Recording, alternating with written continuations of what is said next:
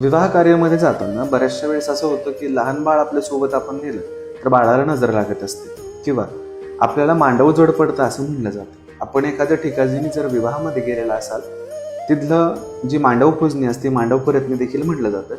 त्यावेळेस काही जणांना लग्नातून आण्यावरती दुःख नाही.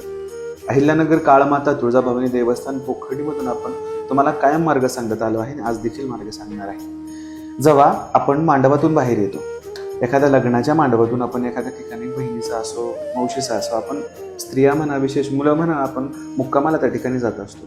आल्यानंतर आजारी पडणं, पाणी बदल होणं असे काही कारणं असू शकतात. परंतु दृष्ट लागणं देखील एक कारण असतं. घरी आल्यावरती आईकडून काजळीचे गंध लावायचा आणि दृष्ट काढायची.